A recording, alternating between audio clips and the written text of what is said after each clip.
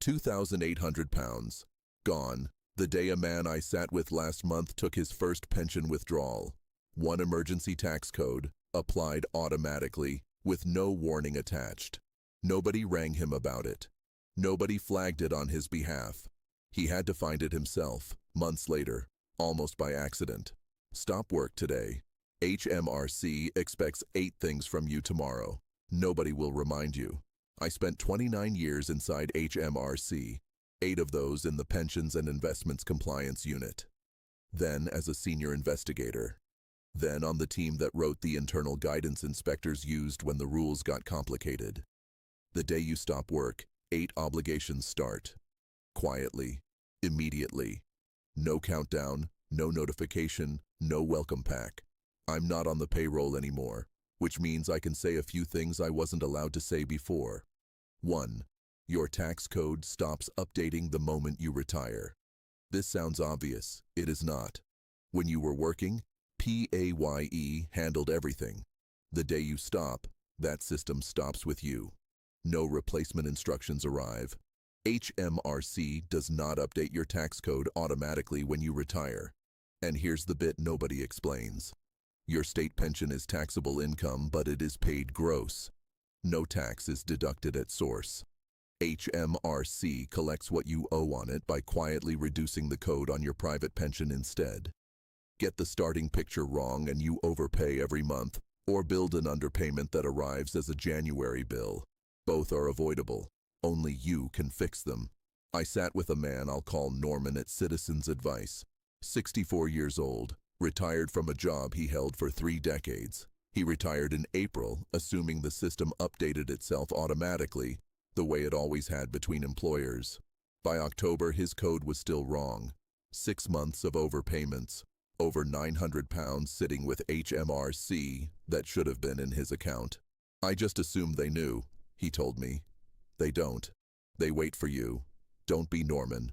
Ring HMRC on 03002003300. Say, I've recently retired.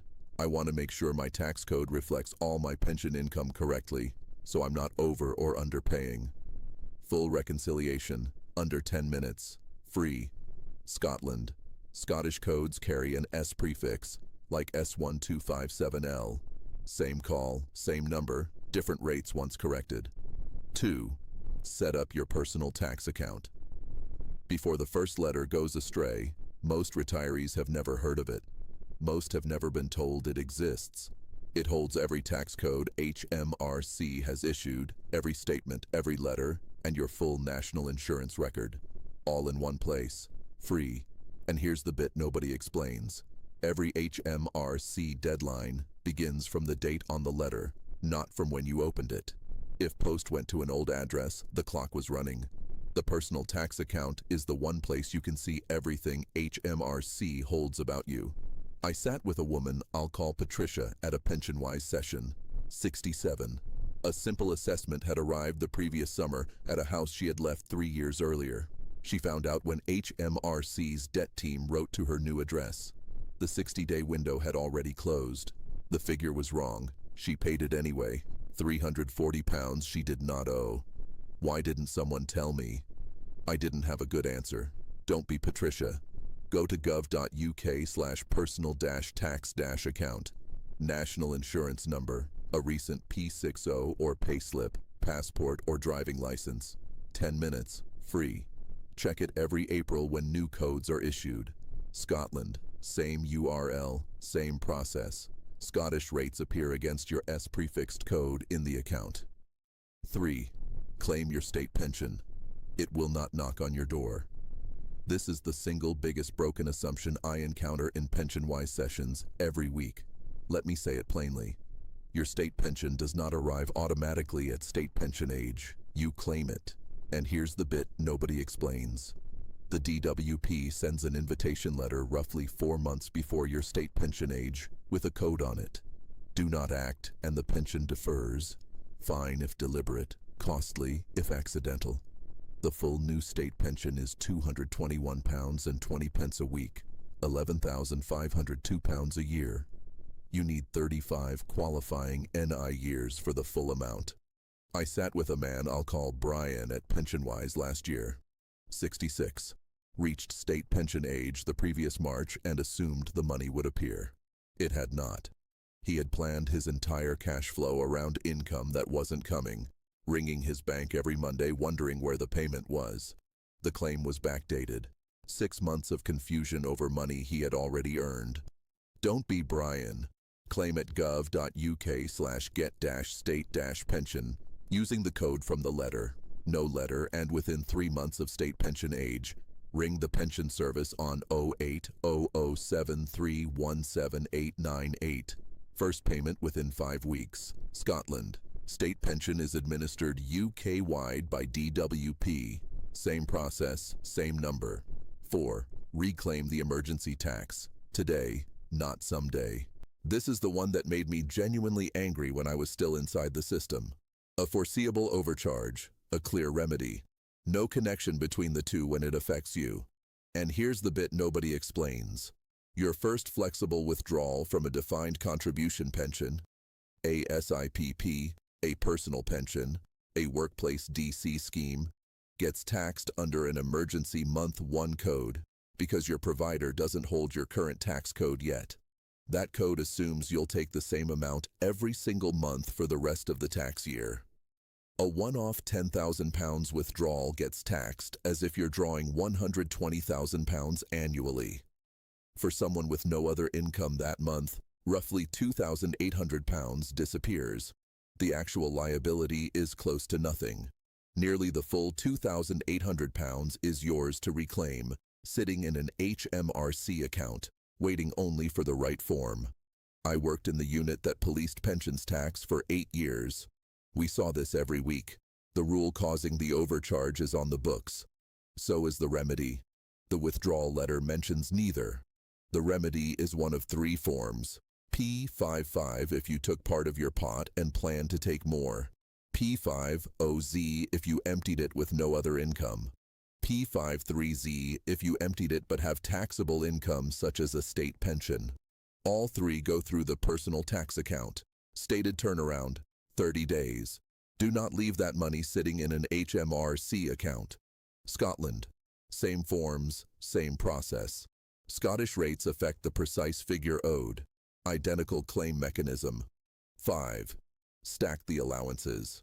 You already qualify for most retirees, know the £12,570 personal allowance. Very few know there are 2 more on top. Almost nobody has been told that, structured correctly, you can hold £18,570 of income a year without paying a penny of tax. And here's the bit nobody explains. 3 layers. Personal allowance, £12,570. Starting rate for savings, up to £5,000 at 0%, tapering by £1 for every £1 of non-savings income above the allowance. Gone once pension income reaches £17,570. Personal savings allowance, £1,000 for basic rate taxpayers, £500 for higher rate. Stack all 3 on a modest retirement income, and the total reaches £18,570 tax-free. And HMRC estimates your savings interest from last year's data. If you moved money into an ISA 12 months ago, your code may still penalize you for income you no longer receive. I sat with a woman called Eileen, 71 years old, widowed, living alone on a state pension of around £11,000 and £600 of building society interest. Total income, £11,600. Tax bill, 0. 2 full years of overpayment because nobody had ever explained how the 3 allowances stack together. Don't be Eileen. Ring 03-002-003300 and say, my savings interest is within my personal savings allowance and starting rate for savings. Please remove the savings income adjustment from my tax code. Scotland. The starting rate for savings applies UK-wide. Scottish rates apply to non-savings income only. 6. Claim Marriage Allowance. Before another year is lost. A decade available. HMRC's own estimate, 2.4 million eligible couples have never claimed it. The data exists. HMRC knows who is married, who earns what, who qualifies. It does not write to those people. You have to ask. And here's the bit nobody explains. If one partner earns under £12,570 and the other is a basic rate taxpayer, under £50,270 in England, Wales, and Northern Ireland, the lower earner can transfer £1,260 of their personal allowance to the higher earner. That cuts the tax bill by up to £252 a year.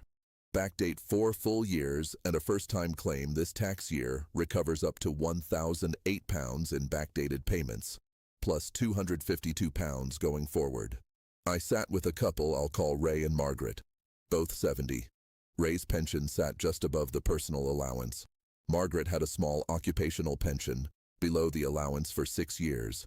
The refund was £1,008. "Why did nobody tell us?" she said. 6 years of HMRC saying nothing. I didn't have a good answer. Apply at gov.uk/marriage-allowance.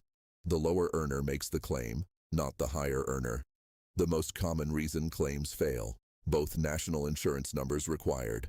Third-party companies charge 30 to 50% of a refund you can claim free yourself. Scotland. The higher earner threshold is £43,662 in Scotland, not £50,270. Process and form are otherwise identical. 7. Read the simple assessment before you pay it. Today, not in 60 days. Around 140,000 pensioners receive one of these every year. Most pay promptly. A meaningful number pay a figure that is wrong. And here's the bit nobody explains. If tax accumulates that PAYE cannot collect automatically, HMRC issues a simple assessment. The reference is PA 302. The figures are often estimates, savings interest in particular, taken from the bank's annual return. The number can be wrong. You have exactly 60 days from the date on the letter A, not from when you opened it, to dispute it. I sat with a man called Frank at Citizens Advice, 72. His PA 302 arrived in August while he was abroad. Opened in September, 31 days gone. He checked every figure against his bank statements. HMRC had used an estimate from the year before he moved his savings into a cash ISA. Interest overstated by £4,200. Bill wrong by over £800. 29 days left when he rang. He made it. Just don't be Frank. Open it the day it arrives. When a PA 302 lands, check every figure against P60s, pension statements, and bank interest records. Anything wrong, ring 03 002 003 300. Say, I have received a simple assessment reference PA 302. I believe a figure is incorrect, and I want to raise a formal dispute within the 60-day window. Scotland. The PA 302 process applies UK-wide. Check Scottish income tax rates have been applied correctly. 8. Start the inheritance tax conversation this year, not next April. From April 6, 2027, unused DC pensions will be brought inside the inheritance tax estate. That ends a rule in place since 2015. The deadline is 11 months away. And here's the bit nobody explains. A married couple can currently pass up to £1 million to their children free of inheritance tax, using nil rate bands and the residence allowance. Above that, 40% goes to HMRC. From next April, unspent DC pensions sit inside that calculation for the first time. ASIPP, worth £300,000, passing to children tax-free today will, if the estate has consumed its threshold, generate a bill of £120,000, where today there is none. The spousal exemption survives. Pensions to a surviving spouse remain exempt after April 2027. The second death, pensions to children, is where it bites hardest. I sat with David and Christine at Pensionwise this year. Both 68, recently retired, comfortable but careful with money. ASIPP worth £285,000, untouched for a decade on consistent advice from a previous advisor. Leave the pension alone, it sits outside the estate. We thought the pension was the safe one, Christine said. It was, until April 2027. Don't be David and Christine still sitting on this in March 2027. Ring your pension provider. Say, "I'd like to update my expression of wish on this pension. Can you tell me how?" 20 minutes, free. Then ask a qualified financial advisor, "How do the April 2027 pension IHT rules affect our estate? This year is the year to have it." Scotland. Inheritance tax is UK-wide. Same rates, thresholds, and April 2027 changes apply in Scotland. The system runs on what you ask for, not on what you're owed. Check your tax code. Open the personal tax account. Claim the state pension. Reclaim the emergency tax. Stack your savings allowances. Claim marriage allowance and backdate it. Read the simple assessment within 60 days. Start the inheritance tax conversation now. That is where we started. £2,800. Gone in a single afternoon, on a single form, because nobody told him what to do the day after he retired. 800,000 retirees overpay through this exact mistake every single year. Most never claim a penny of it back, simply because nothing in the system was ever designed to remind them. These are not loopholes. They are the rules. PAYE handled them in the background while you were in employment. Now you handle them. Today, tomorrow, this week. Nobody is coming to remind you. Take care of yourselves, and take care of your money. I should say, as I always do. Nearly 30 years inside HMRC, now a Citizens Advice volunteer. Nothing here is regulated financial advice. Speak with a qualified independent financial advisor for your circumstances. Book a free Pensionwise appointment if you hold a DC pension. Number 080000113 797. All links in the description.